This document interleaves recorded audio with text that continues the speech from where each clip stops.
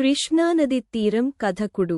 కృష్ణానది తీరంలో గౌతమ మహర్షి తన శిష్యులతో కలిసి మాఘమాస స్నానములు చేసి విష్ణు పూజ చేయుచుండగా ఒక చెట్టు తొర్రలోనుండి ఒక కప్పబయటకు వచ్చి మహర్షి పాదాలపై పడి వణికింది.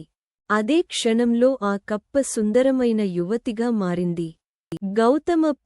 గౌతమ మహర్షి, అమ్మాయి, నీవెవరు?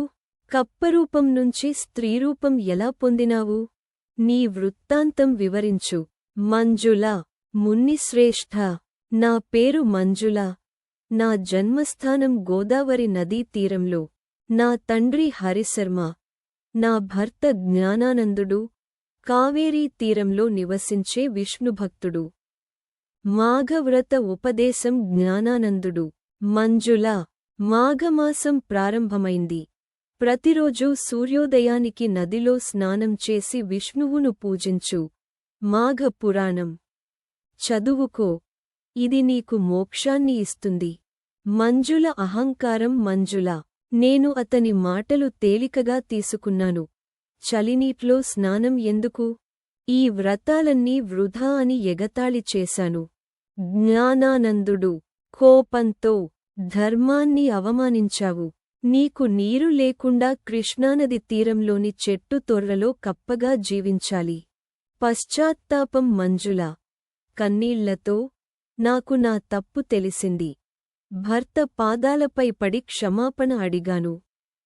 శాప విముక్తి మార్గం. జ్ఞానానందుడు, గౌతమ మహర్షి కృష్ణానదికి వచ్చినప్పుడు ఆయన దర్శనంతో నీకు విముక్తి కలుగుతుంది. వేల సంవత్సరాల బాధ. కథకుడు.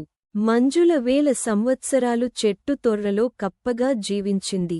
నీరు లేక, వెలుగు లేక, ఒక్క ఆశతో, గౌతముని కోసం. విముక్తి. మంజుల, ఈరోజు మీ పూజను చూసి నేను మీ పాదాల వద్దకు వచ్చాను. మాఘమాస ప్రభావంతో నా శాపం తొలగింది. గౌతమ ఉపదేశం. గౌతమ మహర్షి అహంకారం బంధం, భక్తి విముక్తి. మాఘమాసం సాక్షాత్ మోక్షమార్గం.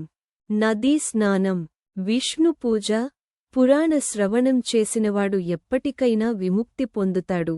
ముగింపు సందేశం. కథకుడు. ఈ కథను శివుడు పార్వతికి చెప్పాడు. దీని సందేశం ఒక్కటే: అహంకారం నరకానికి దారి, భక్తి మోక్షానికి దారి. మాఘమాసం దేవతలకు దొరకని వరం. కప్పకైనా విముక్తి కలిగింది. మనుషులకు ఇంకెంత సులువు? కథ యొక్క బోధ: ధర్మాన్ని అవమానిస్తే పతనం, మాఘస్నానం పాపనాశనం, భక్తి తెలియక చేసినా ఫలం ఉంటుంది. దేవుని సన్నిధి జన్మజన్మల మలినాన్ని తొలగిస్తుంది. అలా వాసిష్ఠుడు దిలీప్ మహారాజుకు చెప్పారు. దిలీప మహారాజు: ధన్యవాదములు గురుదేవా.